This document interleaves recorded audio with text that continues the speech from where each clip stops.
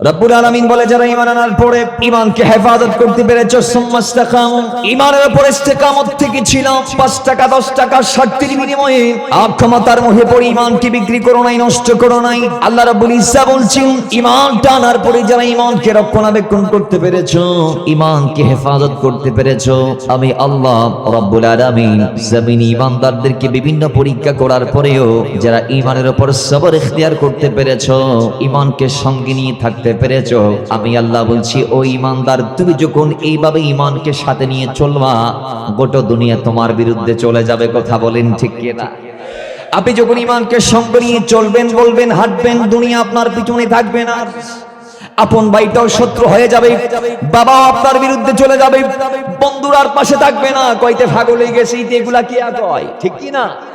আপনার বিরুদ্ধে চলে যাবে, সমাজ আপনাকে বের করে দিবে, যেই বাবা আল্লাহর নবীকে বের করে দিয়েছে পরিবার থেকে আপনাকে দূরে রাখা হবে, আপনার আপনজন গুলা পর হয়ে যাবে।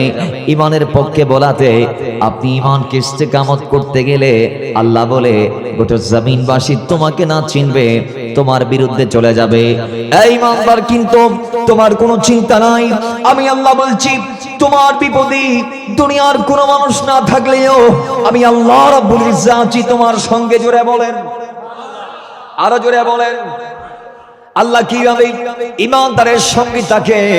আল্লাহ যে বলেছে তাতানাজ্জালু আলাইহিমুল মালায়েকা, আমি আল্লাহ তোমাকে ফেরেশতা পাঠিয়ে সাহায্য করব। আল্লাহ কিভাবে ঈমানদারদেরকে সাহায্য করে আমি আপনাদেরকে যদি একটা একটা প্রুফ দেই, তাহলে প্রত্যেকটা জায়গায় মুসলমানরা যেই জায়গায় বিপদে পড়েছে, বদরে হোক, উহুদে হোক, হুনাইনে হোক, খায়বারে হোক, ইয়ারমুকে হোক, তাবুকে হোক, সিফিন থেকে শুরু করে যত যুদ্ধ মুসলমানরা করেছে, প্রত্যেকটা যুদ্ধের ময়দানে মুসলিম সাহাবীদের চেয়ে যাদের সংখ্যা বেশি ছিল তারা হচ্ছে আল্লাহর নূরানী জগতের ফেরেশতারা। জোরে বলেন, জোরে বলেন। এজন্য আল্লাহ বলে তাতানাজ্জালু আলাইহিমুল মালায়েকা, তোমার পাশে কেউ না থাকলেও ফেরেশতা আছে। আমি আল্লাহ আসমান থেকে আমার বাহিনী পাঠিয়ে ফেরেশতাদেরকে পাঠিয়ে আমি তোমার সঙ্গে থাকবো, তোমাকে সাহায্য করব, তোমাকে তাড়াবো, তোমাকে বাঁচাবো, তোমাকে মুশকিলাত থেকে আসান দিব। জোরে বলেন। বাবার আমার সিদ্দিক আকবরের জীবন সম্পর্কে এই ব্যাপার নিয়ে একটু কথা বলি। আল্লাহ রাব্বুল ইজ্জাত সূরা আলে ইমরানের 181 আয়াত, যার শান যার মান ইজ্জত রক্ষার্থে আল্লাহ যে আয়াতে কারিমা নাযিল করেছে, সেই আয়াতে কারিমা হচ্ছে সূরা আলে ইমরানের 181 আয়াত। ওই আল্লাহ রাব্বুল ইজ্জাত এই আয়াত নাযিল করে সিদ্দিক আকবরকে বিপদ মুক্ত করেছে, তার সম্মানকে রক্ষা করেছে। জোরে বলেন কিভাবে? ভাই আজকে যেভাবে এখানে পূর্বচরকানাই, এটা কি পূর্বচরকানাই? পূর্বচরকানাই আমরা যে আজকে রাসূলুল্লাহর জন্য মিলাদ করছি, আল্লাহর নবীর কোরআনের কথাগুলা, নবীর হাদিসের কথাগুলা, আমরা সাহাবায়ে কিরামদের জীবনগুলো আজকে তাজকিরা করছি, চর্চা করছি, কথা বলছি। এইভাবে মদিনায় এইভাবে মদিনার জমিনে একটা কনফারেন্স হয়েছিল, মাহফিল হয়েছিল, যে মাহফিলের ইন্তজাম করেছিল ইহুদিরা। কথা বলেন কারা? জোরে বলেন কারা?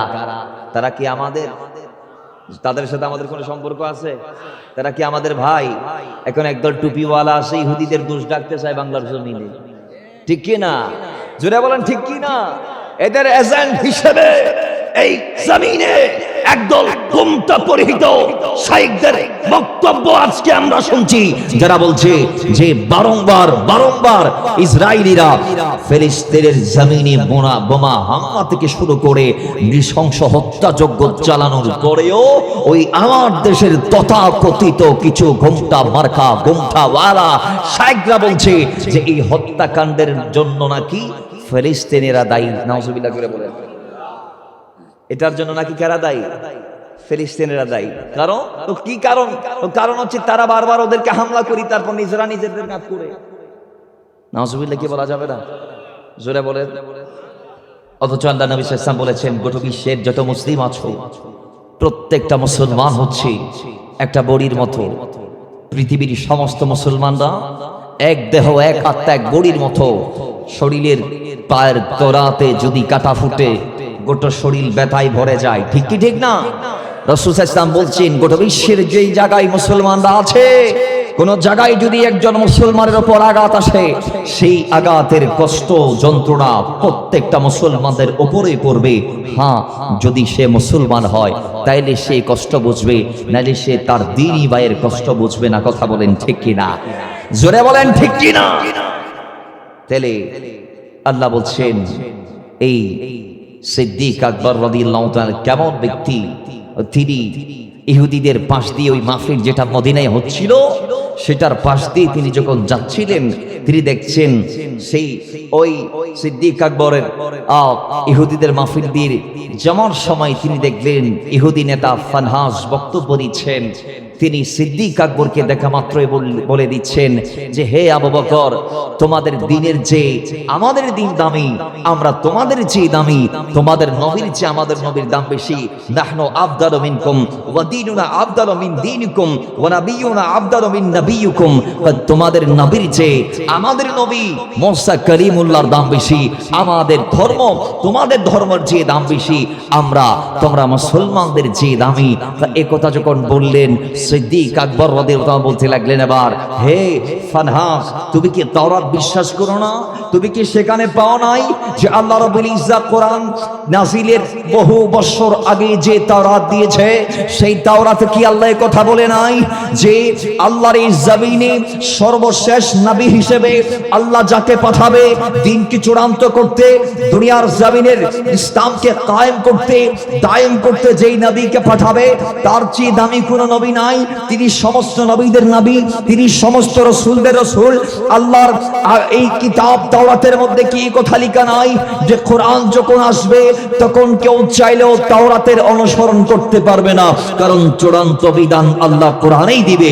বিদায় দুনিয়ার জমিনে কোরআন আসার পরে তাওরাত জাবুরের বিধান আর চলবে না। জোরে বলেন। তুমি কি এটা পড়ো নাই? সমালাকে বলবেন না। এখন ইহুদি ফানহাস বলছে, ঠিক আছে আমি এটা পড়ছি, কিন্তু মানি না। ফরির না মানা যে ইহুদিদের খাইছো, হুজুর ফরি না মানা ইহুদিদের খাইছো। আমাদের কিছু মোল্লার এগুলো আছে, এরা পড়ে কোরআন কিন্তু মানে না। ঠিক না? ঠিক বাড়ি যে খবরদারি, ঠিক কি না? কোরআনে আছে নবীজি বেমিসাল, কোরআনে আছে নবীর জিকির আল্লাহ রাফা করেছে, কিন্তু তারা বারংবার নবীর শান ছোটটা খুঁজে। ঠিক কি না? আওয়াজে বলেন ঠিক কি না? বাবারা আমার, ওই সময় সিদ্দিক আকবর বলে, কেন তুমি মানো না আমাদের দিন ইসলামকে? কেন তুমি মানো না জানতে চাই। তাই তোমাদের রব হচ্ছে গরীব, তোমাদের রব হচ্ছে ফকির, তোমাদের রব মানুষের কাছে চাঁদা চাই। তোমাদের রব বলেছে ইয়াকরিদুল্লাহু কারদান হাসানা, যারা ইমানদার সামর্থ্যবান আছে এদের সম্পদ যদি 1 বছর তাদের মালিকানায় থাকে, তারা যদি ঋণ মুক্ত হয়, তাহলে ওই ঋণ মুক্ত ব্যক্তির 1 বছরের জমানো সম্পদের 40 ভাগের 1 ভাগ যাকাত আছে না নাই? জোরে বলি আছে না নাই? তোমাদের রব তো মানুষের কাছে চাঁদা চায়, কি চায়? যাকাত চাই, চাঁদা চাই। এজন্য তোমাদের রব হচ্ছে ফকির। ইন্নাল্লাহা ফকির ওয়া নাহনু আগনিয়া, আমরা হচ্ছি ধনী, আমরা ইহুদিরা ধনী। আজকের সমাজও আপনি দেখলে দেখবেন যারা টপ 1 পৃথিবীর প্রথম ধনী, দ্বিতীয় ধনী, পৃথিবীর সর্বশ্রেষ্ঠ যত ধনী আছে 1 থেকে 50-এর ভিতর আপনি দেখলে দেখবেন সবাই ইহুদি। কথা ঠিক কি না? সবাই কি? জোরে বলুন, সবাই কি? আর আজকে আমরা তাদের সাফাই গাই। নেইমার মেসিকে নিয়ে আমরা মারামারি করি না? 26 সালে বিশ্বকাপ আসবে, আমরা এক ভাই আরেক ভাইয়ের মাথা ফাটাবো তাদের জন্য। ঠিক না? আমরা তাদের জন্য স্বামী স্ত্রী ঝগড়া করব। স্ত্রী খেল অবোঝো না, কিছু বোঝো না, এই কয় মেসি মেসি, জামাই কয় নেইমার নেইমার। ঠিক কি না? জোরে বলেন না ঠিক কি না? আমরা ইহুদিদেরকে নিয়ে ঝগড়া করি, অথচ তারা কাবাকে সামনে নিয়ে প্রস্রাব করে। যে কাবাকে আমি সেজদা করি, সে কাবার দিকে মুখ করে তারা প্রস্রাব করে। আর আপনি আমি সেই নাপাক ইহুদিদেরকে নিয়ে গর্ব করি, বুক ফুরিয়ে বলি আমি আর্জেন্টিনার সাপোর্টার। ঠিক কি না? আমরা বলি আমরা ব্রাজিলের, চুল কাটে নেইমারের মতো, মেসির মতো। ঠিক কি না? আচ্ছা, ইসলামে কি হেয়ার স্টাইলের অভাব আছে? বলেন না। আমি মনে করি ইসলাম যে 3 প্রকারের চুল কাটার বিধান দিয়েছে, এর বাইরে যেগুলো আছে সেগুলো চুল কাটানো, এগুলা গিরা কাটা, ঠিক কি না? একজন আরেকজনের দিকে দেখাই দেওয়ার দরকার নাই। আমি বলি ইসলাম এটা একটা স্টাইলিশ ধর্ম, ঠিক কি না? ইসলাম আধুনিক। ইসলাম কি? জোরে বলুন, ইসলাম কি? সবচেয়ে সবার শেষে যে ধর্ম আল্লাহ দুনিয়াবাসীকে দিয়েছেন সেটা নাম ইসলাম, ঠিক কি না? জোরে ঠিক কি না? ইসলামে কিছুর ঘাটতি আছে, কোন জিনিসের অভাব আছে, আনন্দের অভাব আছে, হেয়ার কাটের স্টাইলের অভাব আছে? নাই নাই। ইসলামে হেয়ার কাট কিভাবে হবে মুসলমানদের জন্য আল্লাহর হাবিব বলে দিয়েছেন, ঠিক কি ঠিক না? আল্লাহ আমাদের কি ইসলাম মেনে চলার তৌফিক দান করুন। জোরে বলেন, মুহাব্বতে বলেন। তাইলে বাবারা আমার, ফারহাজ বলে আমি মানি না একটি কারণে, তোমাদের রব আল্লাহ মানুষের কাছে চাঁদা চায়। কি চায়? যাকাত। যাকাত যাকাত কি চায়? তোমাদের রব হচ্ছে ইন্নাল্লাহ ফাকির, তোমাদের রব হচ্ছে ফাকির, ওয়া নাহনু আগনিয়া, আর আমি হচ্ছি, আমরা হচ্ছি ধনী। এই কথা যখন জানেন ফারহাজ বলেছে, সিদ্দিক আকবর যিনি অত্যন্ত কোমল হৃদয়ের অধিকারী ছিলেন, সেই সিদ্দিক আকবর সেকেন্ড টু দেরি করে নাই, ঠাস করে মারলেন জালেমের গালে একটা থাপ্পড়, এমন ভাবে মারছে এক্কেরে ফাঁস আঙ্গুল বসাই দিছে গালের মধ্যে, ওল ফাঁসও বয় দিও। বাবার আমার এবার ইনি তার পাবলিকের সামনে মার খায়, নবীর দরবারে গেলেন, ইয়া রাসূলুল্লাহ, সিদ্দিক আকবর দেখেন আমার বাড়ি কি অবস্থা করছে, ফাঁস আঙ্গুল বসাই দিছে, বিচার চাই, আমি বিচার করুন। আল্লাহ নবী এবার জানতে চাইলেন, আবু বকর কেন মারলা? ইয়া রাসূলুল্লাহ, মেরেছে একটি কারণে, সে আমাদের রবকে ফাকির বলেছে, সে তাদেরকে ধনী বলেছে। ইয়া রাসূলুল্লাহ, সে বলেছে ইন্নাল্লাহা ফাকির, আল্লাহ নিশ্চয় ফাকির, ওয়া নাহনু আগনিয়া, আমরা ধনী। এই জন্যই সে নাকি, তারা ইহুদিরা নাকি আমাদের রবকে মানে না, আমাদের ইসলামকে মানে না। ইয়া রাসূলুল্লাহ, এই জন্য আমি তার গালে থাপ্পড় বসাই দিলাম। এখন জালেম ফারহাজ বলে, নাউজুবিল্লাহ, আমি বলি নাই ইয়া রাসূলুল্লাহ, আমি এই কথা বলি নাই, আমি এই কথা বলি নাই। পাবলিকরা, তার সাঙ্গপাঙ্গ যারা ছিল, শ্রোতা সবাই ইহুদি, তারাও বলে আর নেতা নয়, আর নেতা নয়, সিদ্দিক আকবর মিশহতা হদি না এতে মাইজিতে, নাউজুবিল্লাহ, বড় করে বল, জোরে বলেন।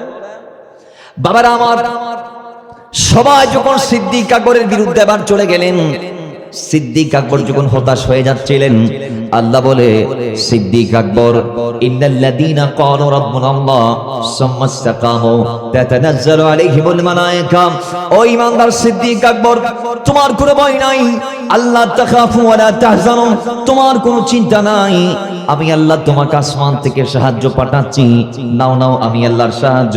আল্লাহ সূরা আলে ইমরানের 181 নং আয়াতে কারিমা নাযিল করে দিলেন।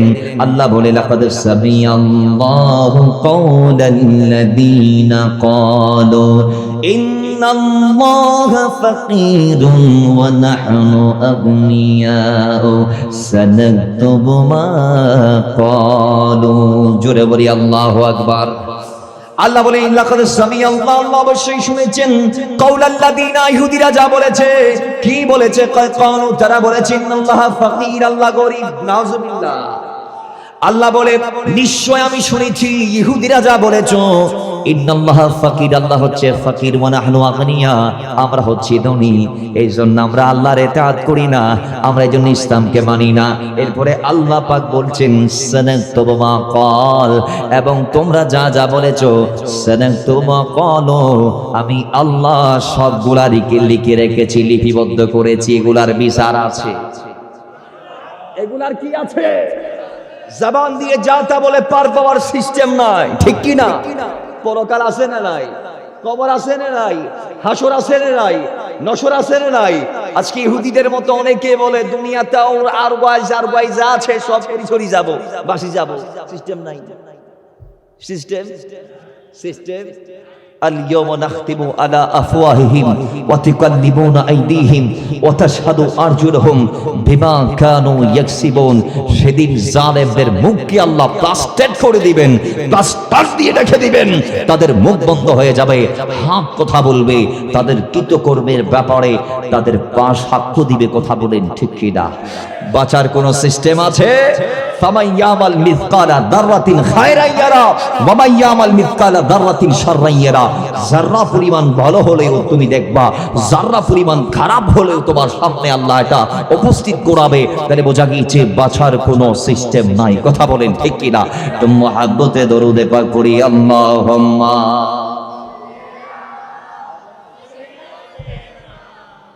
মাওলানা মুহাম্মাদ ওয়া আলা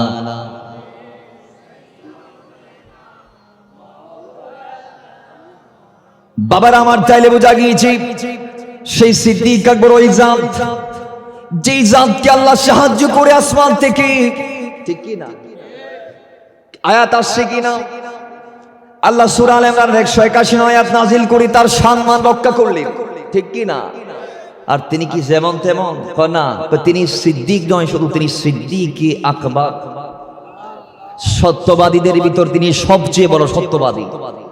ঠিক কি না? ঠিক কি না জুড়ে বলেন? আল্লাহ তো কোরআনে বলে দিয়েছে সিদ্দিক হওয়ার জন্য কি কি লাগবে। কোরআনুল কারীম আল্লাহ সূরা হুজুরাতের 15 নং আয়াতে বলছে ইন্নামাল মুমিনুনা আল্লাযীনা আমানু বিল্লাহি ওয়া রাসূলিহি সুম্মা লাম ইয়ারতাবু ওয়া জাহাদু বিআমওয়ালিহিম ওয়া আনফুসিহিম ফি সাবিলিল্লাহ উলাইকা হুমুস সাদিকুন। হয় যদি কেউ সিদ্দিক হতে চায় তাকে দুটা কাজ করতে হবে।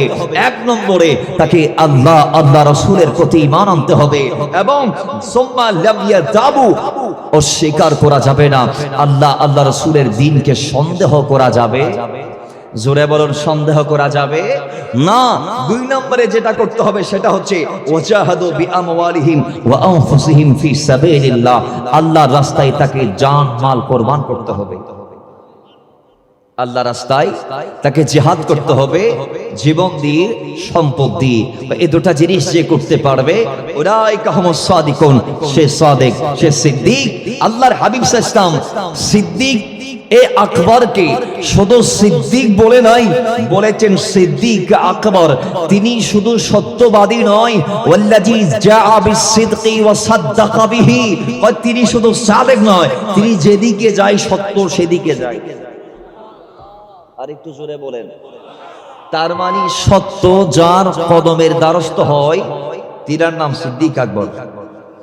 সত্য যার পদে পদে থাকে, প্রত্যেকটা যার কাজ সত্য, যিনি হরদম হামেশা যা করেছেন সবগুলাই সত্যই করেছেন, তিনার নাম সিদ্দিক আকবর।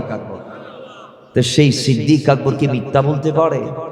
তো সাহাবায়ে কেরাম এর উপস্থিতিতে ফানহাস যখন সিদ্দিক আকবরকে মিথ্যাবাদী সাবেত করতে চাইলেন, সে যখন সিদ্দিক আকবরকে মিথ্যাবাদী প্রমাণ করতে চাইলেন, তখন তার সিদ্দিকিয়তের দলিল আল্লাহ দিচ্ছেন সূরা আলে ইমরানের 181 নং আয়াত নাযিল করে। এজন্য আল্লাহ বলছেন যদি ঈমানদার বিপদে পড়ে তাতানাজ্জালু আলাইহিমুল মালায়েকা, আল্লাহ তাকে সাহায্য করে ফেরেশতা পাঠিয়ে। ঠিক কি না? জোরে ঠিক কি না? বাবার আমার এরপরে আল্লাহ বলে আল্লাহ তাখাফু, ওই ঈমানদারের কোনো ভয় নাই। সিদ্দিক আকবরের জীবন পুরো রিচার্জ করলে আপনি দেখবেন 1 সেকেন্ডের জন্য ভয় পাই নাই। মওলা আলী হায়দার কারার ফাতে খায়বার আলী কারামাল্লাহু তাআলা ওয়াজহুল কারীম বলছেন তোমাদের ভিতরে সর্বশ্রেষ্ঠ বীরকে আমার একটু বলে দাও। সাহাবায়ে কেরাম ডাক দিয়ে বলে হে মওলা আলী, তোমার চেয়ে বড় বীর আর কে হতে পারে? জোরে বলেন। মওলা আলী বলে তোমরা আমাকে বলো সবচেয়ে বড় বীর কে? আলী প্রশ্ন করলেন, আল্লাহর নবী সাহাবায়ে কেরাম জবাব দিলেন তোমার চেয়ে বড় আর বীর কে হতে পারে? ঠিক কি না? জোরে বলেন। সেই মওলা আলী বলে না, তোমাদের সওয়াল, তোমাদের জবাব ভুল হয়েছে। আমার চেয়ে বড় বীর আছে, আমি সর্বশ্রেষ্ঠ পালোয়ান নই, আমি সর্বশ্রেষ্ঠ শক্তিশালী ব্যক্তি নই, আমি সবচেয়ে বড় বীরশ্রেষ্ঠ নই, আমি সর্বশ্রেষ্ঠ বীর নই। তাহলে সর্বশ্রেষ্ঠ বীরকে আলী তুমি বলো। ওই সর্বশ্রেষ্ঠ বীর হচ্ছে সিদ্দিক আকবর। জোরে বলেন সুবহানাল্লাহ, আল্লাহু আকবার, ইয়া রাসূলুল্লাহ, গাউসে আল-মুস্তাকিম জিন্দাবাদ। সিদ্দিক আকবর সবচেয়ে বড় বীর। কিভাবে? শোনো তাইলে, আল্লাহর হাবিব সাল্লাল্লাহু আলাইহি ওয়াসাল্লামকে নিয়ে যখন আমরা বদরের ময়দানে গেলাম, তখন আমরা আল্লাহর হাবিবের জন্য ছাউনি তৈরি করছিলাম। সেই সময়ে আমরা ছাউনির পরবর্তীতে পরামর্শ করতে লাগলাম, এই ছাউনিতে আল্লাহর হাবিবের সাথে কে থাকবে, কে নবীকে পাহারা দিবে। আমরা কেউ ভয়ে হাত তুলতে পারছিলাম না। ভয় হচ্ছে কাফেরদের সাথে প্রথম যুদ্ধ, এই যুদ্ধে রাসূল সাল্লাল্লাহু আলাইহি ওয়াসাল্লামকে প্রোটেক্ট কে করবে, আমার নবীর সাথে কে থাকবে ছায়ার মতো। তখন সবাই যখন হাত তুলছিল না, সেই সময় সর্বপ্রথম রাসূলুল্লাহ সাল্লাল্লাহু তাআলা আলাইহি ওয়াসাল্লামের ছাউনির নিচে ছায়া হয়ে যিনি থাকার জন্য হাত তুলে দিয়েছে, তিনি সিদ্দিক আকবর। জোরে বলেন তিনি কে? জোরে বলেন তিনি কে? তিনি শুধু হাত তুলে শেষ করে নাই, তার বাড়ি নিয়ে গোটা বদরের মাঠে রাসূলের সাথে ছিলেন। ইভেন কি আল্লাহর নবীর দিকে যখন কেউ আগবাড়ি আসতে চেষ্টা করত, তখন সিদ্দিক আকবর সঙ্গে সঙ্গে রাসূলুল্লাহ সাল্লাল্লাহু তাআলা আলাইহি ওয়াসাল্লামের মোকাবেলার আগে আল্লাহর নবীর গোলাম সিদ্দিক আকবর ওই কাফেরদের মোকাবেলা করে তাদেরকে রাস্তা নাবুদ করে দিয়েছেন। জোরে বলেন তার চেয়ে বড় বীর আর কে হতে পারে? সুবহানাল্লাহ বলবেন না? মাওলা আলীর আরেকটি বর্ণনা, সাইয়েদনা আলী বলে একদিন মক্কার কাফেররা আল্লাহর হাবিবকে টানা হেসরা করে বলছে, তুমি যে এক ইলাহের দাবি করছো, আজকে দেখি তোমারে কে বাঁচাই। আল্লাহর নবীকে টেনে হিসড়ে যখন নিয়ে যাচ্ছে মক্কার কাফেররা, তখন জানের মায়া ত্যাগ করে সিদ্দিক আকবর জালেমদের উপর ঝাঁপিয়ে পড়লেন। তিনি তার সাধ্যমতো চেষ্টার মাধ্যমে তাদেরকে ছত্রভঙ্গ করে দিলেন। সিদ্দিক আকবর সিদ্দিকীতের শক্তি দিয়ে তরবারির সাহায্যে কাফেরদেরকে তরবারি নিয়ে এক জায়গা থেকে আরেক জায়গায় দৌড়াইতে হাঁপাইতে নিয়ে গেলেন। সিদ্দিক আকবরের এই পাগলামি দেখে, এই রিশতা দেখে, আল্লাহর নবীর এই মায়া দেখে কাফেররা আল্লাহর নবীকে ছাড়তে বাধ্য হলো। তারা সবাই চলে গেল। এরপরে সেই দিন সিদ্দিক আকবর ডাক দিয়ে বলে, তোমরা এমন একটা বান্দাকে, এমন একজন রাসূলকে, এমন একটা জাতকে শহীদ করতে চাচ্ছ, যেই জাত আল্লাহর এই জমিনে এক আল্লাহর প্রতিনিধিত্ব করছে। জোরে বলেন সুবহানাল্লাহ। যিনি বলছে আমাদের ইলাহ, তার সাথে কোনো শরীক করা চলবে না। তখন তুই সিদ্দিক আকবর বলছি, কই ওই ব্যক্তিকে তোমরা শহীদ করতে চাচ্ছ? শের খোদা আলী কথা বলতে বলতে চোখের পানি ছেড়ে দিয়েছে, কাঁদতে একেবারে নীরব হয়ে গেল, নিস্তেজ হয়ে গেল। এরপরে সিদ্দিক আকবরের শানে মাওলা আলী তিনি এবার চাদর উঠিয়ে কাঁদতে দাড়ি ভিজিয়ে বলছে, কয় তোমরা এবার বলো, ফেরাউনের যুগে যারা ফেরাউনের ভয়কে জয় করে মুসার অনুসরণ করেছে, তারা দামি, নাকি যিনি জীবনের মায়া ত্যাগ করে সিদ্দিক আকবর হয়েছে, নবীর পক্ষে কথা বলেছে, রাসূলের গোলামি করেছে, তিনি দামি? তোমরা বলো, যারা মুসার যুগে ফেরাউনের ভয়ে ঈমানকে গোপন করেছে, তারা দামি ছিল, নাকি আমার নবীর গোলাম সিদ্দিক আকবর দামি? লোকেরা চুপ হয়ে থাকলো, লোকেরা নিস্তেজ হয়ে গেল। তখন উত্তর দিচ্ছে মাওলা আলী কাররামাল্লাহু তাআলা ওয়াজহুল কারীম নিজে। মাওলা আলী বলছে, উত্তর আমি দিচ্ছি, কয় আবু বকর সিদ্দিক রাদিয়াল্লাহু তাআলা আনহু, আল্লাহর শপথ করে বলছি, তিনি কয় ফেরাউনের যুগের ঈমানদারদের চেয়েও কোটি গুণ দামি। জোরে বলেন সুবহান, আর জোরে বলেন সুবহানাল্লাহ। কয় সিদ্দিক আকবরের একটি মুহূর্ত, একটি সেকেন্ড, এক ন্যানো সেকেন্ড ফেরাউনের যুগের মুসলমানদের কোটি সেকেন্ডের চেয়ে, হাজারো ঘন্টার চেয়ে, সারা জিন্দেগির চেয়ে দামি। এই সেই সিদ্দিক আকবর কেমন ব্যক্তি ছিলেন, কেমন বীর ছিলেন? ইমাম বুখারী হযরতে উরওয়া ইবনে যুবাইর থেকে বর্ণনা করছেন, কেমন বীরত্ব আল্লাহর নবী সিদ্দিক আকবরকে দিয়েছে। রাসূলের গোলাম সিদ্দিক আকবরের সিনাতে কেমন যে আল্লাহর নবীর প্রতি মায়া ছিল, কেমন বীরত্ব তার ভিতর ছিল, রাসূলের জন্য কেমন ফেদা তিনি ছিলেন। দেখেন, ওই একদা আমর ইবনুল আসকে জিজ্ঞেস, হযরতে আব্দুল্লাহ ইবনে আমর ইবনে আসকে জিজ্ঞেস করলাম, আল্লাহর হাবিবকে কখন সবচেয়ে বেশি কষ্ট দেওয়া হয়েছে? উরওয়া ইবনে যুবাইর যখন জানতে চাইলেন, তখন হযরতে আব্দুল্লাহ ইবনে আমর ইবনুল আস বলছে, আল্লাহর হাবিবকে সবচেয়ে বেশি কষ্ট দেওয়া হয়েছে যে সময়, সেই সময় আমি দেখেছি যে আল্লাহর হাবিবকে নামাজরত অবস্থায় উকবা পিছন থেকে এসে আল্লাহর নবীকে শ্বাসরুদ্ধ করে গলার মধ্যে রুমাল দিয়ে পেঁচিয়ে হত্যা করতে চেয়েছিল।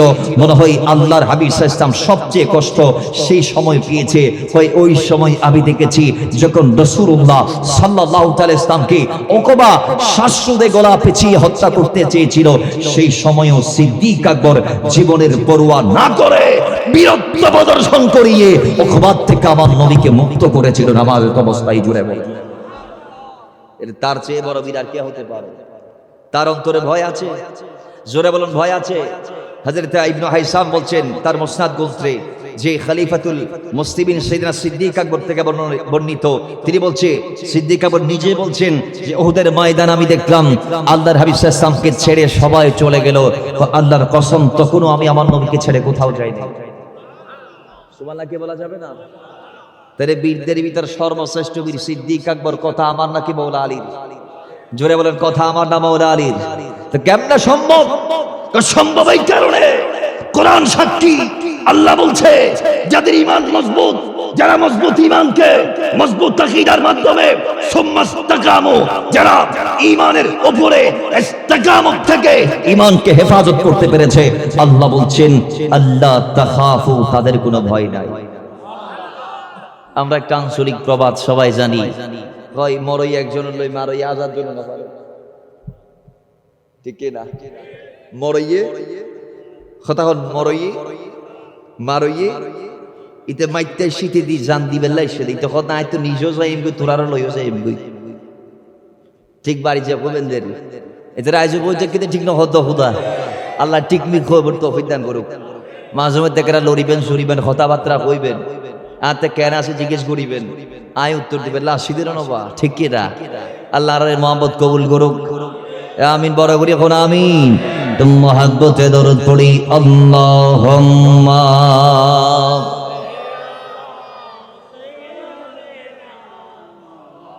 মাওলা মুহাম্মাদ ওয়া আলা আলি রিয়াসিনি তোহা তোমার লকবে জানি, ইয়াসিনি তোহা তোমার লকবে জানি, নাম মুহাম্মদ মোর প্রেমেরি রাজদানি, নাম মুহাম্মদ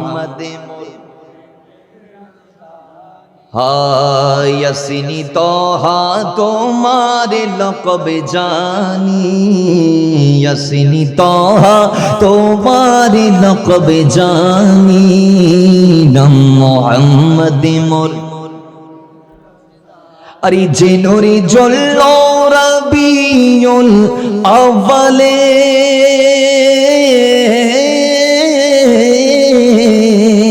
যে নূর জ্বললো রবিউল আউয়ালে, আজীবনী উম্মতি গেল বলে, আজীবনী উম্মতি গেল বলে, আরে সে নূর পেয়ে অপাক চাঁদ আসমানি, সে নূর পেয়ে অপাক চাঁদ আসমানি, নাম মুহাম্মদ মোর প্রেমেরি রাজদানি, নাম মুহাম্মদ মোর প্রেমেরি রাজদানি, ইয়াসিনি তোহা তোমার লকবে জানি, ইয়াসিনি তোহা তোমার লকবে জানি, নাম মুহাম্মদ মোর। আরে দরায়া শরীফের মূল্য ছিল না, নবীর কদমে সোনার মদিনা, ঠিক না? জবান খুলে বলি ঠিক না? আরে ধরায়া শরীফের মূল্য ছিল না, নবীর পরশে সোনার মদিনা, নবীর পরশে সোনার মদিনা, আরে চুমুখে কদমে পাক নুরানি, নাম মুহাম্মদ মোর প্রেমেরি রাজদানি, নাম মোহাম্মদ মোর প্রেমেরি রাজধানী ইয়াসিন তাহা তোমার লকব জানি ইয়াসিন তাহা তোমার লকব জানি নাম মোহাম্মদ মোর প্রেমেরি রাজধানী নাম মোহাম্মদ মোর প্রেমেরি রাজধানী আল্লাহুম্মা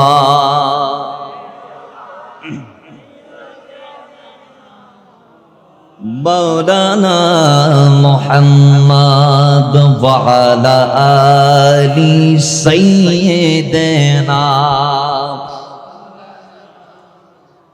বাবার আমার এরপরে আল্লাহ রাব্বুল ইজ্জাত ডাক দিয়ে বলছে বান্দা আল্লাহ তাখাফু নয় শুধু ওয়ালা তাহজানু তোমার কোনো চিন্তাও নাই জোরে বলে তোমার শুধু ভয় নাই এটা নয় তোমার কোনো চিন্তা নাই আল্লাহ এরপর বলে শুধু ভয় চিন্তা নয় তোমার জন্য কি আছে তুমি জানো নি আল্লাহ বলে ওয়া আবশিরু বিল জান্নাতিল্লাতী কুনতুম তুআদুন জোরে বলি আল্লাহু আকবার আল্লাহ বলে জান্নাত আছে জান্নাত জোরে বলুন কি জান্নাত আরো জোরে কি জান্নাত আমরা চাই কি চাই না আওয়াজে বলি চাই কি চাই না আল্লাহ বলছে জান্নাত পাইতে হলে শুধুমাত্র ঈমান আনতে হবে ইন্নাল্লাযীনা ক্বালু রাব্বুনাল্লাহ ঈমানটা এনে সুম্মা ইসতাকামু ঈমানকে হেফাজত করতে হবে এই দুটো কাজ ছাড়া আর কিছু না এই দুটো কাজ ঈমান লাগবে ঈমানকে রাখতে হবে ঈমান আজকে আনলাম কালকে ঈমানকে নষ্ট করলাম আজকে ঈমানদার হলাম কালকে ঈমানকে বিক্রি করলাম আজকে ঈমানদার হলাম কালকে ঈমানকে ধ্বংস করলাম আজকে সকালবেলা ঈমান নিগড় থেকে বের হলাম সন্ধ্যাবেলা ঈমান হারা হয়ে বাড়িতে ফিরলাম হবে না হবে না হবে না হবে না হবে না আল্লাহ বলে দুষ্ট লোকের মিষ্টি কথাই ঈমান যারা বিক্রি করে না জান্নাত হচ্ছে তাদের ঠিকানা জোরে বলেন আরো জোরে বলেন আমরা জান্নাতকে লালন করতে চাই কি চাই না রাসূলের বিরুদ্ধে কথা বললে ঈমান থাকবে না যাবে ওয়ালিদের বিরুদ্ধাচারণ করলে যারা আমাদেরকে ঈমান দিয়েছে সাহাবী ইকরামদেরকে গালমন্দ করলে আশারায়ে মুবাশশারাদের বিরুদ্ধে কথা বললে আজওয়াজে মুতাহহারাতের বিরুদ্ধাচারণ করলে ঈমান কি থাকবে না যাবে জোরে বলুন যাবে না থাকবে যাবে আল্লাহ আমাদেরকে ঈমানদার হওয়ার তৌফিক দান করুন ঈমানদার হলে চলবে না ঈমানকে হেফাজত করা লাগবে স্বাধীনতা অর্জনের চেয়ে রক্ষা করা সহজ ইতরা সহজ অদ্যবাজি ও মারি দিতে চান মুদারে নাজরাইলে না ঈমানকে হেফাজত করা অত্যন্ত কঠিন ঠিক কি না ঠিক কি বাড়ি যা করবেন ঠিক নেবে ঠিক রে নবী সাল্লাল্লাহু বলেছেন আমার উম্মত অচিরেই সেই জামানা আসবে উম্মত সকালবেলা ঈমান নিয়ে বের হবে সন্ধ্যায় বেঈমান হয়ে বাড়িতে ফিরবে এমন কঠিন হবে ঈমানকে ভিতরে রাখা জ্বলন্ত কয়লা হাতের ভিতর রাখাটা যেমন কষ্টসাধ্য ঈমান ভিতরে রাখা তার চেয়ে কোটি গুণ কষ্টকর হয়ে যাবে ঠিক কি না আজকে সেই জামানা আজকে সেটা বলুন আজকে নবীজি বলে দুটো জিনিস যদি তোমরা ধরতে পারো তোমাদের ঈমান কখনো তোমাদেরকে ছেড়ে কোথাও যাবে না আর ভাই ফুটো ওয়াজ করে দেন না ওফু আর ফর আল্লাহ দিলে তোমার দেব ইনশাআল্লাহ তুমি আপাতত আর কিনো তাইলে বাবার আমার নবীজি বলে দুটো জিনিস ধরতে হবে কয়টা জিনিস জোরে বলেন কয়টা তারাকতু ফিকুম আমরাইন কয়টা জিনিস লান তাদিল্লু এগুলা যদি আপনি নিতে পারেন কখনো গোমরা হবেন ঈমান হারা হবেন সেগুলা কি একটা হচ্ছে আল্লাহর কিতাব কিতাব আল্লাহ আরেকটা হচ্ছে আমার নবীর সুন্নাহ ঠিক কি না এজন্য আমরা আল্লাহর কিতাব মানি নবীর সুন্নাহ মানি তাই আমাদেরকে বলে আহলে সুন্নাত ওয়াল জামাত ঠিক কি না জোরে বলেন ঠিক কি না আমরা শুধু সুন্নি নয় আমরা সুফি সুন্নি আমাদের সমাজে কিছু মিঠা সুন্নি আছে ঠিক কি না যাদের গায়ের উপর পিঁপড়া আসে যাদেরকে ফিয়ারও খাই চলি যায় ঠিক কি না মিষ্টি সুন্নি কি সুন্নি আর তারা আমাদেরকে বলে খরা আরে খরা না হইলে তো জান্নাত পাবি না রে ভাই মিষ্টি তো মুনাফিক ছিল মুনাফিকদের কথা কি ছিল কত মধু এদের মুখে মধু অন্তরে বিষ আছে না নাই জোরে জোরে আছে না নাই সারা জীবন আল্লাহ ওলিদের বিরোধিতা করছে, এখন তারা নিজেরা নিজেদেরকে জিন্দা ওলি বানাই দিতেছে। ঠিক, সারা জীবন ওলি আল্লাহর বিরুদ্ধে কথা বলি, আবার তারা আবার বাউলদের বিরুদ্ধে আন্দোলনও করে করে কি করে না? দেখেন ভাই, আহলে সুন্নাত ওয়াল জামাত হচ্ছে হক। তারা কিয়ামতের আগ তক হক কথা বলে যাবে। এই দেশে বাউলরা যেমন আল্লাহ আল্লাহ রাসূলের শানে বেয়াদবি করছে, এই দেশের তথাকথিত কিছু টুপিওয়ালাও আল্লাহ আল্লাহ রাসূলের শানে প্রত্যহ সকাল সন্ধ্যা মাহফিলে, মঞ্চে, মসজিদের মিম্বরে বসে বসে কটূক্তি করছে। কথা বলেন ঠিক না বেঠিক? বাউলদের বিচার যদি করা হয়, আল্লাহু আকবার, ইয়া রাসূলুল্লাহ, গৌসে আজম দস্তগীর জিন্দাবাদ। আল্লাহ এরকম সন্তান আমাদের ঘরে ঘরে দিক। তারা আমি নগদ দে ডাইরেক্ট দিয়ে এর মারি দিয়ে দেখ, কোনো ওনার শরম দিয়ে দে, ওনার কি দিয়ে দে, কথা হন ওনার কি দিয়ে দে। তোমরা তো মাঝে মধ্যে মারানোর দরকার আসলে নাই। এখানে নারে তাকবীরের সাথে রিসালত একটা দলে এটা নাই।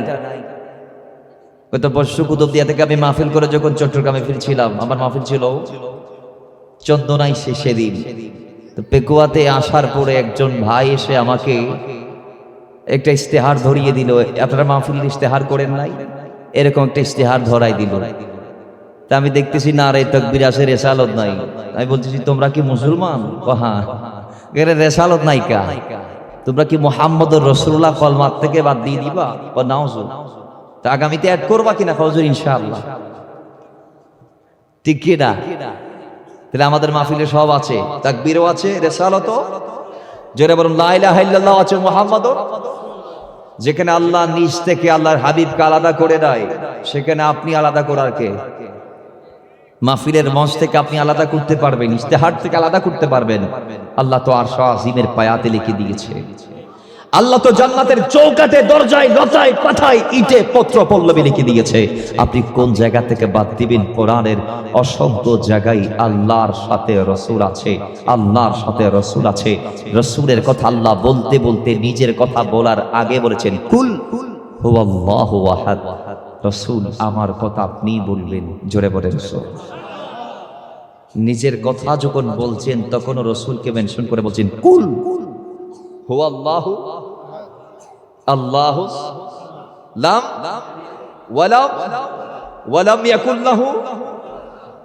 সেখানে আল্লাহ তার হাবিবের মাধ্যমে বলেছেন, সুবহানাল্লাহ, জোরে বলেন। তা আল্লাহ যেখানে ওয়াহদানিয়তের পরিচয় দিতে গিয়েও রাসূলকে বাদ দেয় নাই, রিসালাতকে বাদ দেয় নাই। হুয়াল্লাহু আহাদ হচ্ছে নারে তাকবীর, কুল হচ্ছে নারে রিসালাত। ঠিক কি না? লা ইলাহা ইল্লাল্লাহ হচ্ছে নারে তাকবীর, মুহাম্মাদুর রাসূলুল্লাহ সাল্লাল্লাহু তাআলা আলাইহি ওয়াসাল্লাম হচ্ছে নারে রিসালাত। কেউ যদি কলমার অর্ধেকটা পড়ে আর অর্ধেকটা বাদ দেয়, সে কি ইমানদার হবে? এজন্য আপনি যদি ঈমানকে হেফাজত করতে চান, আপনাকে সবগুলা মানতে হবে। ঠিক কি না? আপনি কোরআনের কথা বলবেন, রাসূলকে বাদ দিবেন। কোরআন আপনার বাবা আনে নাই, রাসূল এনেছে। ঠিক কি না? কোরআন আপনার দাদার দেওয়া নয়, আমার নবীর দেওয়া। আমার নবী দিয়েছে কোরআন, দুনিয়ার কোনো বাবা দাদা দেই নাই। কথা বলেন ঠিক কি না? আল্লাহ কোরআন মানার আগে মুস্তাফাকে মানার তৌফিক দান করুন। আপনি নবীকে না মেনে কোরআন পড়ে হিফজ করে শেষ করে আপনি ঈমানদার হতে পারবেন? জোরে বলুন পারবেন? আল্লাহ সবার আগে রাসূল মানার তৌফিক দান করুন, কারণ রাসূল মানলে আল্লাহ মানা হয়ে যায়। রাসূল মানলে, আজকের মাহফিল থেকে একটা নিলেই হয়ে যাবে, এই মেসেজ নিয়ে যান। রাসূল মানলে, জোরে বলুন, রাসূল মানলে আল্লাহ মানা হয়ে যায়। আল্লাহ আমাদেরকে রাসূলুল্লাহকে মানার তৌফিক দান করুন। রাসূল মানা মানি আল্লাহ মানা। আমার নবী যা বলেছেন তাই মানা মানি আল্লাহকে মানা। ঠিক কি না? জোরে বলেন। এটাকে কথা আমার নাকি আল্লাহর? মাইয়ুতির রাসূলা ফাকাত আতা আল্লাহ। যিনি আমার নবীকে মেনেছে সে তো আমি আল্লাহকে মেনেছে। আল্লাহ আমাদেরকে নবী মানার তৌফিক দান করুন। তো মুহাব্বতে দরুদ পড়ি, আল্লাহুম্মা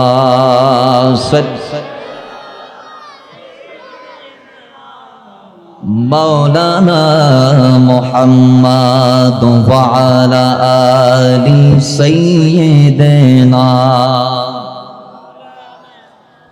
বাবার আমার, এজন্য আল্লাহ বলে সেই ইমানকে হেফাজত করতে পারলে জান্নাত আছে। কি আছে? আর আমার সিদ্দিক আকবর ওই ব্যক্তি যাকে আল্লাহ জান্নাত থেকে জাহান্নাম থেকে অনেক আগেই জন্মের পর ওই আজাদ এটা সুসংবাদ দিয়ে দিয়েছে। সুবহানাল্লাহ জুড়ে বলেন। তো জাহান্নাম থেকে মুক্ত মানেই জান্নাতি, ঠিক কি না? জাহান্নাম থেকে মুক্ত মানি কয় আলা হযরত তানজিহুল মাকানাতুল হায়দারিয়ার 13 নং পৃষ্ঠায় যেটা কোট করেছেন ওয়াকিয়া। সিদ্দিক আকবরের বাবা তাকে নিয়ে মূর্তির ঘরে গেলেন, নির্দেশ দিলেন আবু আব্দুল্লাহ। সিদ্দিক আকবরের নাম ছিল আব্দুল্লাহ। নাম কি? জোরে বলুন, নাম কি? অনেক বর্ণনা আসছে। আল্লামা মহিউদ্দিন নববী বলছেন তাহযীব আসমাউল লুগাতে যে সিদ্দিক আকবরের নাম ছিল আব্দুল্লাহ। নাম কি? এবং ইমাম ইবনে কাসির সহ আরো অসংখ্য উলামায়ে কেরামগণ এই কথার উপর একমত যে সিদ্দিক আকবরের নাম ছিল আব্দুল্লাহ। কেউ কেউ বলছেন তার নাম আতিক, কিন্তু মুফাসসিরগণ, মুহাদ্দিসগণ, ফুকাহাগণ তিনটা বর্ণনা দিয়েছেন আতিক নামকরণের। কয় নাম্বার 1 কারণ আতিক তার নাম নয়, লকব। লকবটা কেন দেয়া হয়েছে? কয় নাম্বার 1 ইমাম তিরমিজির হাদিস মোতাবেক যে সিদ্দিক আকবরকে আল্লাহ জাহান্নাম থেকে মুক্ত করে দিয়েছেন বিদায় তার নাম আতিক। জোরে বলেন। দ্বিতীয় বর্ণনা সিদ্দিক আকবরের চেহারা অত্যন্ত সুদর্শন বিদায় তার নাম আতিক। তৃতীয় বর্ণনা, তৃতীয় কারণ আতিক বলার, সিদ্দিক আকবরের পূর্বপুরুষের ভিতরে যারা যারা দুনিয়াতে এসেছিলেন প্রত্যেকেই ছিলেন ত্রুটি মুক্ত, আইব মুক্ত, এই জন্য তাকে আতিক বলা হয়। জোরে বলেন সুবহানাল্লাহ। সেই আব্দুল্লাহ, আবু বকরের সিদ্দিকের নাম ছিল আব্দুল্লাহ। বাবা ডাক দিয়ে বলে আব্দুল্লাহ ও সিদ্দিক আকবর, হাযিহি লাহাতুকা সুম্মুল উলা ফাসজুদ লাহা, ইনি আমাদের খোদা, ইনাকে সিজদা করো। সিদ্দিক আকবর বলে আব্বা আপনি আমারে সিজদা করতে শেখাইলেন, ঠিক আছে। সিজদা পড়ে, গোলামি পড়ে, তার তাবেদারি পড়ে, ইয়াদগারি পড়ে, ওয়াফাদারি পড়ে, আগে তার সাথে আমার বোঝাপড়া করতে হবে। জোরে বলেন। আমি কোনো বানিয়ে খোদার ইবাদত করতে পারবো? আগে তার সাথে আমার বোঝাপড়া আছে। কি বোঝাপড়া? আমি করতেছি, তুমি বাইরে যাও। আব্বারে বাইর করে দিলেন। সিদ্দিক আকবর বলে এ মূর্তি, যদি তুমি খোদা হয়ে থাকো, ইন্নী জাইউন ফাআতইবনি, আমি ক্ষুধার্ত, আমাকে খাবার দাও। ইন্নী আরিন ফাকসিনি, আমি বস্ত্রহীন, আমারে পড়ার মতো কাপড় দাও। এখন সিদ্দিক আকবর দুটা জিনিস মূর্তির কাছে দাবি করলেন। নাম্বার 1 আমি খাবার চাই, নাম্বার 2 আমি কাপড় চাই। দেখা গিয়েছে সিদ্দিক আকবর কাপড় চাইলেন, দিতে পারে নাই, খাবার চাইলেন, দিতে পারে নাই। তো সিদ্দিক আকবর বলে ফাইন কুনতা ইলাহান ফামনা নাফসাক, এরপরে যদি তুমি নিজেকে খোদা মনে করো, আমি তোমার কাছে দুটো জিনিস চাইলাম, তুমি দিতে পারো নাই, এরপরও যদি তুমি খোদা হয়ে থাকো, তাহলে আমি এই মুহূর্তে তোমাকে মারবো, তুমি তোমাকে আমার আঘাত থেকে হেফাজত করো। এখন এই কথা বলে সিদ্দিক আকবরকে পাথর হাতে নিলেন। কথা বলেন কি? ফাত্তর আছে না নাই? নির্বাচন তারা রাত তাদেরই সামনে নির্বাচন আইনে নয়, তাই ফাত্তর তাত্তর রাত নলে না, আবার পুলিশ ধরে যাবে। আর আছেন এবার টুকু পাথর মুক্ত নির্বাচন গরিব ফারি, লাড়ি মুক্ত নির্বাচন গরিব ফারি, আল্লাহ আর তৌফিক দান করুক। আর দেই দিয়ে প্রত্যেকবার নির্বাচনের আগে আগে অফিস টফিস বেগিন অনেক দলে দখল টখল করে বইতে হয়, ঠিক নেবে? ঠিক। তো যারা এতদিন আরেক দলকে দখলদার ইত্যাদি ইত্যাদি বলছে, এখন তারা আবার সবগুলা দখল করে ফেলতেছে। ইসলামের নাম দিয়ে দখলবাজি, সাদাবাজি, এগুলো কোথায় আসে? ঠিক কি না? জোরে বলেন না। কথা বলতে গেলে অনেক কথা, আমি যাচ্ছি না, আমাদের টাইম কম, আলোচনা দীর্ঘ। আল্লাহ বোঝার তৌফিক দান করুন। জোরে বলেন। বাবার আমার সিদ্দিক আকবর পাথর হাতে নিলেন, সেই পাথর নিয়ে মূর্তির মাথায় আঘাত করলেন। ছোট্ট সিদ্দিক আকবরের সিদ্দিকিয়তের শক্তি দিয়ে যখন মূর্তির মাথায় আঘাত করা হলো, মূর্তি কি আর আছে নাকি? মূর্তি গেছে, ভাঙ্গি গেল, বিকট একটা শব্দ হলো, মূর্তি জমিনের মধ্যে পড়ে গেল, জাররা জাররা হয়ে গেল। বিকট শব্দে চারদিকে মানুষগুলা বোতখানার দিকে এগিয়ে আসতে লাগলো। পিতা ভিতরে প্রবেশ করে দেখে তার নবজাতক সন্তান মাসুম জাদুমণি আব্দুল্লাহ তিনি মূর্তিকে ভেঙ্গে দিয়েছে। জোরে বলে। এবার বাবা কি করবে? সিদ্দিক আকবরকে মারবে, মারার জন্য দৌড়াইতে হবে। সিদ্দিক আকবরকে দৌড়ানি দিচ্ছে। সিদ্দিক আকবর পিতার দৌড়ানি খেয়ে যাবে কার কাছে? বাপে দৌড়াইলে হরে যাবে, হন না নামাচ্ছে লাগুনকে হরা হরে যায়। তো মার হাসে গেই যাই এরা আসলের ভিতর ঢুকে ঢুকে। এখন বাবা বলে তোমার ছেলেরে আমার হাতে তুলে দাও, আজকে তার একদিন কি আমার একদিন। আমাদের সমাজে আমরা যখন অন্যায় করি, আমাদের পিতারা আমাদেরকে শাসন করে, পিতার শাসনের আমরা যাতে সেখান থেকে নিজেকে মুক্ত করতে পারি, এজন্য আমরা আশ্রয় বানাই মাকে। বলেন কাকে? আমরা জানি আমাদের বাবা দুনিয়ার কারো কথা না শুনলে মার কথা ঠিকই না, জোরে বলেন না। সিদ্দিক আকবর গেছে মার আসলার ভিতরে নিজেরে একেবারে বন্দি করে ফেলেছে, মারে বাঁচাও আমার, আমি বাঁচতে চাই। এখন সিদ্দিক আকবরের মা বলে কেন আমার সন্তানকে মারছো, মারার চেষ্টা করছো? স্বামী একটু বলো তোমার সন্তান অন্যায় করেছে, তোমার সন্তান অন্যায় করেছে বিদায় তাকে আমি মারবো। স্ত্রী ডাক দিয়ে বলে স্বামী আমার তোমার ভুল হচ্ছে, এই সন্তান কখনো অন্যায় করতে পারে না। কেন? তার জন্মের সময় এরকম এরকম আমি শুনছি, আমার দেখাইছে আল্লাহ। সুবহানাল্লাহ জুড়ে বলবেন না? তাহলে তিনি আতি জাহান্নাম থেকে মুক্ত, তিনি অন্যায় করবে না জমিনে গিয়ে। কথা আমার নাকি আল্লাহ? জুড়ে বলুন কথা আমাদের না আল্লাহ।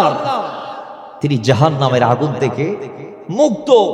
এজন্য আল্লাহ বলছেন ইয়া রাসূলুল্লাহ আপনার গোলাম সিদ্দিক আকবর তিনি কেমন ব্যক্তি?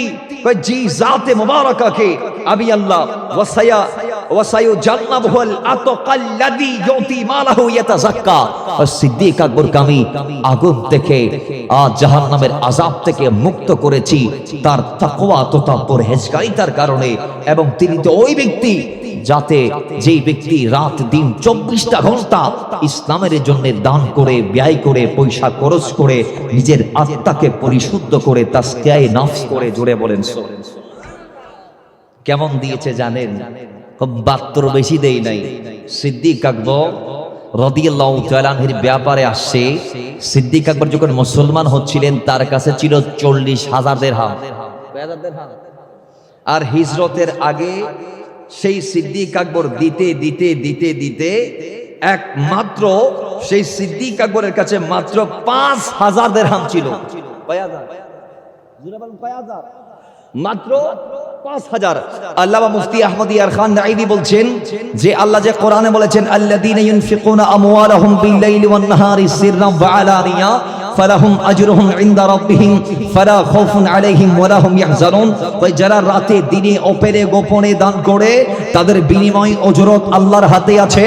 আল্লাহ কিয়ামতের দিন লক্ষ লক্ষ নবীদের ভিতর থেকে, লক্ষ লক্ষ উম্মতের মাঝ থেকে ওই জাতে মুবারাকাদেরকে টেনে এনে আল্লাহর সামনে দাঁড় করিয়ে আল্লাহ নিজ হাতে তাদের অজরত দিবেন, বিনিময় দিবেন। এবং তাদের কোনো ভয় নাই, তাদের কোনো চিন্তা নাই। জোরে বলেন সুবহানাল্লাহ। আর একটু জোরে বলবেন না সুবহানাল্লাহ? মুফতি আহমদ ইয়ার খান নাইদি বলছেন এই আয়াত সিদ্দিক আকবরের শানে নাযিল হয়েছে। এবং যে আয়াত একটু আগে পড়েছি ওয়াসায়ু জান্নাবুল আতকাল্লাযী ইউতিহি মালাহু ইয়াতাযাক্কা, হযরতে বিখ্যাত মুফাসসির ফাকিহ মুহাদ্দিস আল্লামা ইমাম ইবনে জাওজি বলছেন এই আয়াতও আল্লাহ সিদ্দিক আকবরের শানে নাযিল করেছে। কেমন ব্যক্তি ছিলেন, কেমন দানবীর তিনি ছিলেন আমি যদি বলি তাহলে বলতে হবে আল্লাহ নবী যার দানের ব্যাপারে খুদ নিজে বলেছেন মা নাফানা মালু আহাদিন, যে হে সিদ্দিক আকবর তুমি সিদ্দিক আকবরের দান আল্লাহর হাবিবের এত উপকারে এসেছে। মা নাফানা মালু আবি বকর, যে আবু বকর তোমার দান আমি নবীর এত উপকারে আসছে, অন্য কারো দান আমি নবীর এত বেশি উপকারে আসে নাই। জোরে বলেন না সুবহানাল্লাহ? আর একটু জোরে বলবেন না সুবহানাল্লাহ? তাহলে সিদ্দিক আকবর দাম কম না বেশি? আওয়াজ দিয়ে বলেন দাম কম না বেশি? জোরে বলেন দাম কম না বেশি? ইসলামের জন্য দিছে কম না বেশি? তিনি এমন 7 জন গোলামকে আজাদ করেছেন যে 7 জনকে তাদের মালিক অত্যন্ত বেশি প্রহার করত ইসলাম গ্রহণের কারণে। সেরকম হযরতে আমির বিন মুগীরা, বেলাল সহ 7 জন গোলামকে সেদিন সিদ্দিক আকবর নিজের পকেটের টাকায় মুক্ত করে দিয়েছেন। সুবহানাল্লাহ জুড়ে বলেন, আর জুড়ে বলেন। এই সিদ্দিক আকবরের শান কি বলবো? আল্লাহর হাবিব সাল্লাল্লাহু আলাইহি ওয়াসাল্লাম একদিন যখন বলে দিয়েছে তোমার দান আমি রাসূল শোধ করতে পারি নাই, আল্লাহর কসম সিদ্দিক আকবর সাবাকা আবু বকরিন ওয়াকাল হাল আনা ওয়া মালি ইল্লা লাকা ইয়া রাসূলুল্লাহ। নবী কেন এই কথা বলছেন, কেন আমার চোখের পানি ঝরাচ্ছেন ইয়া রাসূলুল্লাহ? আমার ঋণ আপনি কেন শোধ করার কথা বলছেন? রাসূল রে, আমি আমার যা আছে জীবন সম্পদ এ সব তো আপনার জন্য ইয়া রাসূলুল্লাহ। জোরে বলেন সুবহানাল্লাহ। আমরাও আমার নবীর জন্য জান মালকে কোরবান করতে চাই কি চাই না? আল্লাহ বলে যারা কোরবান করতে পেরেছো জান্নাত তাদের জন্য, কারণ ঈমানদার যারা আছে ইন্নাল্লাহা আশতারা মিনাল মুমিনিনা আনফুসাহুম ওয়া আমওয়ালাহুম বিআন্না লাহুমুল জান্নাহ। আরে আল্লাহ তো ঈমানদারের জানমালের বিনিময়ে জান্নাতকে বিক্রি করে দিয়েছে। এই জন্য সাহাবায়ে কেরামদের প্রত্যেকে সিদ্দিক আকবরের অনুসারী ছিলেন। সিদ্দিক আকবর যেইভাবে সাধ্যমতো দিয়েছে সাহাবায়ে কেরাম প্রত্যেকে সাধ্যমতো দিয়েছে। জুড়ে বলেন সুবহানাল্লাহ। কিন্তু বাবার আমার সবার দেয়া একরকম, সিদ্দিকের দেয়া ভিন্ন রকম। এই জন্য তিনি সিদ্দিক আকবর দেখেন। সেই দিন ওমর বলে, আল্লাহ নবী যখন ডাক দিত কিশোর জন্য, সবার আগে সবচেয়ে বেশি নিয়ে যিনি হাজির হতো তিনি আবু বকর। আমি দেখতে লাগলাম আল্লাহ নবী যখন তাবুকের যুদ্ধের ফাঁদ গঠন করছিলেন, রাসূলুল্লাহ সাল্লাল্লাহু আলাইহি ওয়াসাল্লাম যখন ডাক দিয়েছিলেন, এই আমার সাহাবায়ে কেরামরা তাবুকের যুদ্ধে যাব, যার ঘরে যা যা আছে আমি রাসূলের কদমে এনে তোমরা দিয়ে দাও, কোরবান করো। আল্লাহর নবীর গোলাম প্রত্যেক সাহাবায়ে কেরাম এই কথা শোনার পরে ঘরের মধ্যে গিয়ে যা পেয়েছে এনে দিয়েছে আল্লাহর নবীর কদমে। আমি ওমর গেলাম আমার ঘড়ি, সেদিন আমি একটা জিনিস মাথায় আনলাম, আমি সেই দিন সিদ্দিক আকবরকে কোনোদিন আপ করে উপরে যাইতে পারি নাই, তাকে আমি কোনোদিন ক্রস করতে পারি নাই। আজকে আমি তাকে ক্রস করব, কারণ আমার জানা আছে আবু বকরের ঘরখানি রাসূলকে দেওয়ার মতো তার কিছু নাই। আজকে আমি অন্তত সিদ্দিক আকবরকে ক্রস করব। এই কথা বলে তিনি ঘরের মধ্যে গেলেন, সমস্ত সম্পদকে দুই ভাগে ভাগ করলেন। যা যা ছিল সবগুলাকে দুই ভাগ করি, এক ভাগের বিশাল বহর নিয়ে মদিনাওয়ালার কদমে হাজির। সুবহানাল্লাহ বলবেন না? দুই ভাগ করে এক ভাগ নিয়ে আল্লাহ নবীর কদমে তিনি হাজির হয়ে গেলেন। এরপরে তার বিশাল সম্পদের বহর দেখে আল্লাহ নবী বললেন, ওমর আমি জানতে চাই আজকে বিশাল বহর নিয়ে তুমি আমি নবীর কদমে হাজির হলা, আমি জানতে চাই ঘরের জন্য কি রেখে এসেছো, পরিবারের জন্য কি রেখে এসেছো? ইয়া রাসূলুল্লাহ, ও নবী, যত সম্পদ আপনার কদমে আমি এনেছি তত সমপরিমাণ ঘরের মধ্যে রেখে এসেছি। সুবহানাল্লাহ, আরো জোরে বলেন। ইয়া রাসূলুল্লাহ, যাই কানে নিছি তৎসম পরিমাণ গোড়ের মধ্যে রেখে এসেছি। রাসূলে তো পরিমাণ এখানে অর্ধেক, বাড়িতে অর্ধেক, সম্পদকে দুভাগে ভাগ করলাম, এক ভাগ গোড়ের মধ্যে রেখে এক ভাগ নিয়ে নবীর কদমে হাজির হলাম। ইয়া রাসূলুল্লাহ, এখানে যত পরিমাণ আছে গোড়ের মধ্যেও তত পরিমাণ আছে। একটু পরে দেখা গিয়েছে সিদ্দিক আকবর অল্প কিছু সামান নিয়ে চাটাই পরিধান করে, তিনি ফাটা জামা পরিধান করে আল্লাহর নবীর কদমে সামান্য একটা পুডলি নিয়ে হাজির হলেন, মাথায় কাঁধে, হাতের মধ্যে পুডলি। আল্লাহর নবী এবার ডাক দিলেন, আবু বকর, ঘরের মধ্যে কি আছে, কি রেখে আসলাম, পরিবার পরিজনের জন্য কি রেখে আসলাম আমি জানতে চাই। সিদ্দিক আকবর বলে, ইয়া রাসূলুল্লাহ, নবী, ও মদিনাওয়ালা, আমি সিদ্দিক আকবর আরবের সর্বশ্রেষ্ঠ ধনী ছিলাম, আমার চেয়ে দাবি মানুষ আরবের জমিনে ছিল না, আমার চেয়ে বড় টাকাওয়ালা ছিল না। ইয়া রাসূলুল্লাহ, ইসলামের কবুল হওয়ার পরে আমি এত বেশি দিয়েছি যার দরুন আজকে আমার ঘর খালি। ইয়া রাসূলুল্লাহ, আপনি যখন বললেন ইসলামের জন্য দেওয়া লাগবে, আমি বাড়ির মধ্যে গেলাম, একটা একটা করে জিনিস ভরা শুরু করলাম। আল্লাহর কসম আমি ভরতে ভরতে আমার ঘরের চোলার ছাই পর্যন্ত আমি বাদ দেই নাই।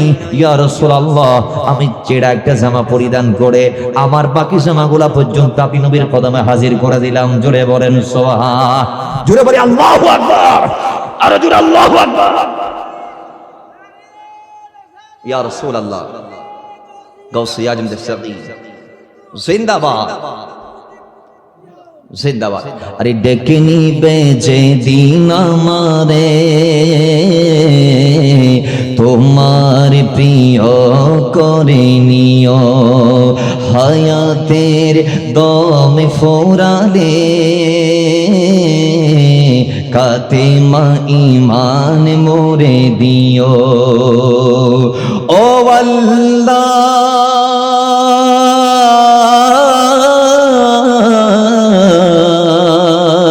আল্লাহ নসিবে মোরে দিও, কালিমা নসিবে মোরে দিও। তোমাকে করেছি পরে দুনিয়া বুকে, দুনিয়া করেছে পাপী মরি দুঃখে দুঃখে। ঠিক কি না? জবান খুলে বলি ঠিক কি না? আরে তোমাকে করেছি পর দুনিয়া বুকে, দুনিয়া করেছে পাপী মরি দুঃখে দুঃখে। পরিণতি হবে কি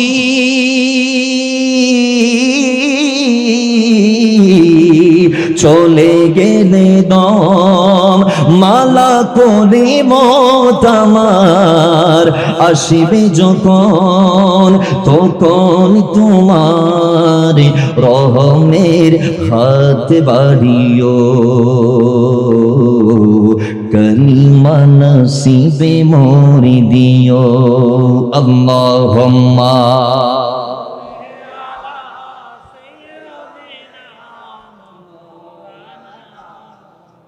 ওয়ালা আলি সাইয়্যিদিনা। দুহাতে কেড়েছি কত মানুষের, আরে আঘাতে করেছি ক্ষত কত জীবনের। কথা বলেন ঠিক কি না? আরে দুহাতে কেড়েছি কত মানুষের, আরে আঘাতে করেছি কত কত জীবনের। মানিনি তো তোমারে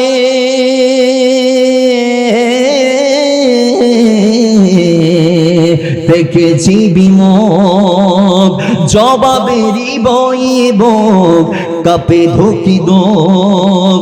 আরে দয়াল মাবুদ মরণে কৃপা করিও, কালিমা নসিবে মোরে দিও। ডেকে নেবে যেদিন আমারে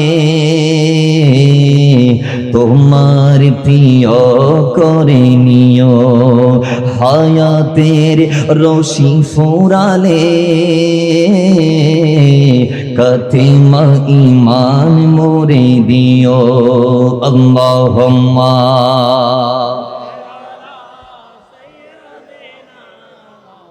মাওলানা মুহাম্মাদ ওয়া আলা আলি সাইয়্যিদ। বাবার আমার সাইয়েদনা সিদ্দিক আকবর কেমন জাত? কই যে জাতে মুবারাকা আল্লাহর নবীর কদমে প্রথম জামাতেই মকবুল হয়েছে। আপনি যদি তার জিন্দেগির দিকে তাকান, আপনি দেখবেন সর্বপ্রথম নবীর কদমে গিয়ে কলমা পড়ে যিনি সাহাবে হয়েছে তিনি সাইয়েদনা সিদ্দিক আকবর। সর্বপ্রথম কালমা পড়ার পরে সাহাবী হওয়ার পরে মুমিন হওয়ার পরে যিনি কাবার উঠানে বক্তব্য দিয়েছে 38 জন যখন মুসলমান হয়েছে, আল্লাহ নবীর কদমে দৌড় মেরে গেলেন, ডাক দিলেন ইয়া রাসূলুল্লাহ, ও নবী ইয়া রাসূলুল্লাহ, আপনার কদমে একটি অনুরোধ, আপনি বলুন ইসলাম হক, মানুষ যেন ইসলামের ছায়া তলে আসে। সুবহানাল্লাহ। নবী এতদিন বলছিল মানুষকে গোপনে গোপনে, সিদ্দিক আকবর প্রথম ব্যক্তি যিনি বলেছে ইয়া রাসূলুল্লাহ আপনি আজকেই কালেমার কথা মানুষদেরকে ওপেনে বলেন। সুবহানাল্লাহ জোরে বলেন। মুসলমান হয়েছে কয়জন? 38। বলেন কয়জন? আর জোরে কয়জন? আল্লাহ নবী কাবার উঠানে বলা শুরু করলেন। নবীজি বলতে বলতে সিদ্দিক আকবর এবার বলা শুরু করলেন। কাবার উঠানে রাসূলের বলায় কয়েকজন যখন জড়ো হলেন, সিদ্দিক আকবর এবার বলতে আছে বলতে আছে বলতে আছে বলতে আছে বলতে আছে, আসতে আছে কাফেররা, আসতে আছে।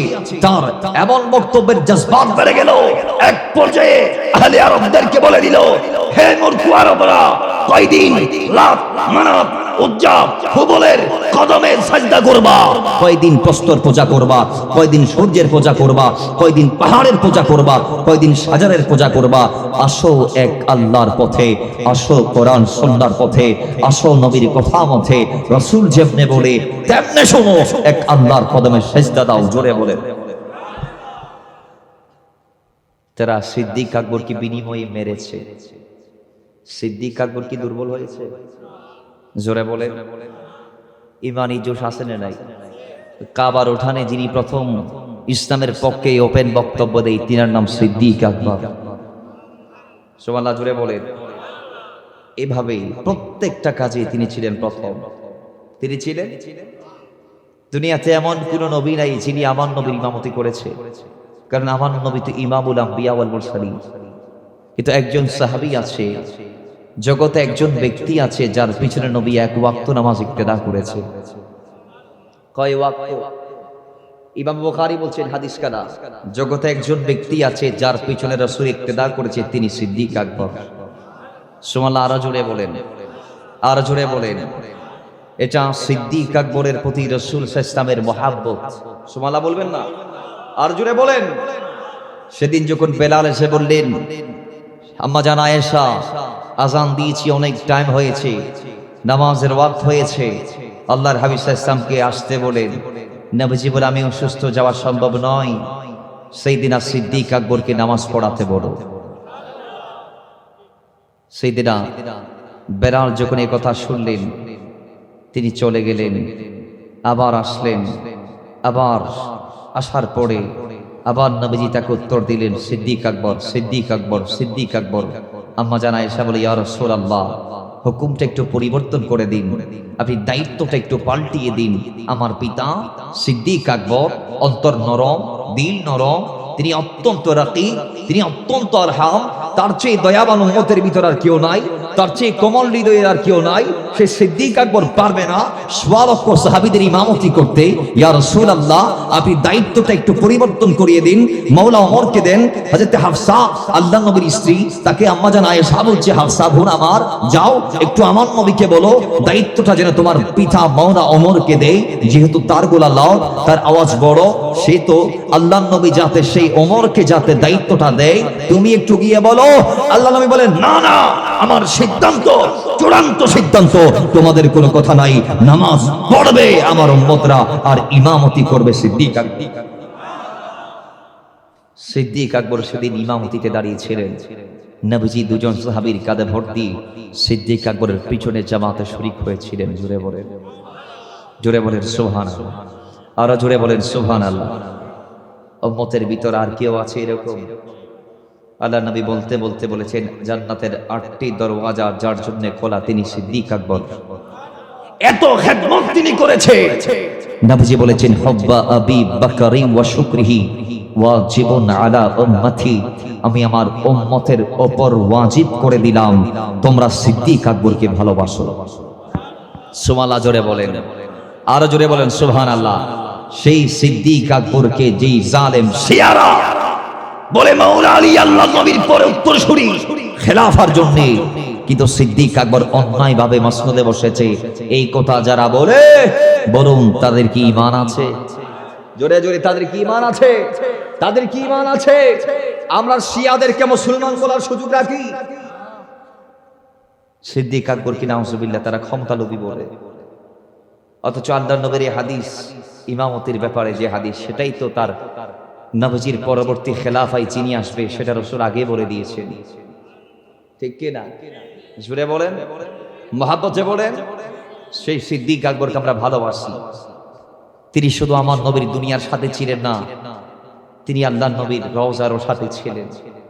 ইন্তেকালের আগে ওসিয়ত করেছেন, আমার মাউতের পরে আমার লাশ নবীজির হুজরার দরওয়াজার সামনে নিয়ে যাবা, যদি থালা খুলে ভেতরে ঢোকাবা, প্রবেশ করানোর পরে রাসূল সাল্লাল্লাহু আলাইহি ওয়াসাল্লামের কদমে গিয়ে জিজ্ঞেস করবা, ইয়া রাসূলুল্লাহ, আপনার গোলাম আপনার দ্বারস্থ হয়েছে, আপনি বলুন তাকে কোথায় দাফন করব?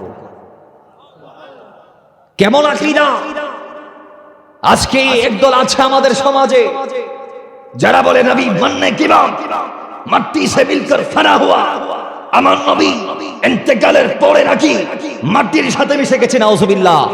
এই কথা যারা বলে, সিদ্দিক আকবর তাদের গালে চতুর বাড়ি মেরেছে এই কথা বলে যে আমার ইন্তেকালের পরে আমার লাশ নবীজির রওজার সামনে নিয়ে গিয়ে নবীজির থেকে জিজ্ঞেস করবা, আল্লাহর কসম আমার নবী জিন্দা নবী রওজায়ে আর তার থেকে আমার নবী উত্তর দিবে আদহিলুল হাবিবি ইলাল হাবিব।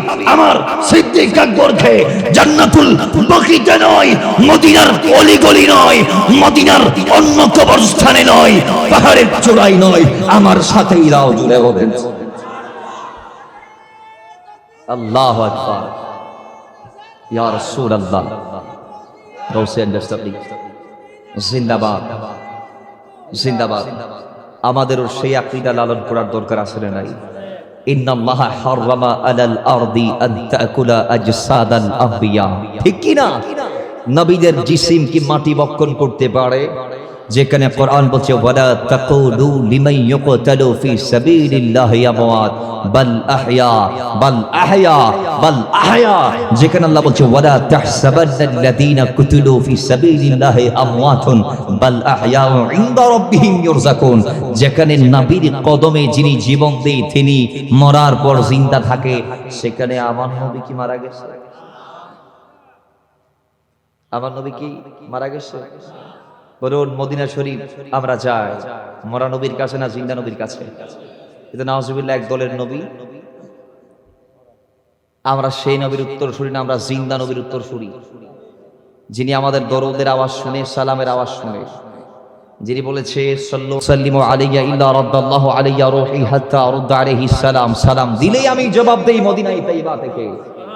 নবীজি বলছেন নিশ্চয় আল্লাহ, ইন্নাল্লাহ, নিশ্চয় নিশ্চয় আল্লাহ গোটা দুনিয়া যে আমার সামনে উত্তোলন করে ধরেছেন এইভাবে, আমি আমার হাতের তালু যেমনে দেখি দুনিয়াটাও তেমনে দেখি।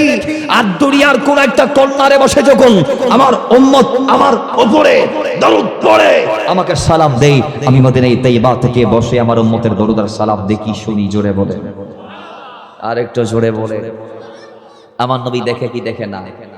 জোরে বলেন, মহাব্বতে বলেন।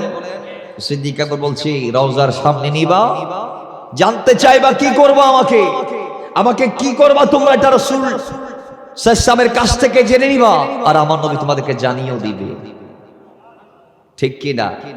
যিনি বলতে পারে তুরাদু আলাইয়া আমালুকুম, আমি তোমাদের আমল দেখি। ইন্তেকালের পর রাসূল আমাদের কি দেখবেন? এখনো আমাদের আমল দেখছে। ফাইন রাআইতু খায়রা হামিদুল্লাহ ওয়া ইন রাআইতু গায়রা নাস্তাগফিরুল্লাহ। যিনি আমাদের ভালো আমল দেখে আল্লাহর দরবারে তাহমিদ করে, আল্লাহর প্রশংসা করে, আর মন্দ আমলগুলা দেখে আমাদের জন্য ইস্তেগফার করে গুনাহ মাফ চায়, ক্ষমা চায়। জোরে বলেন সুবহান।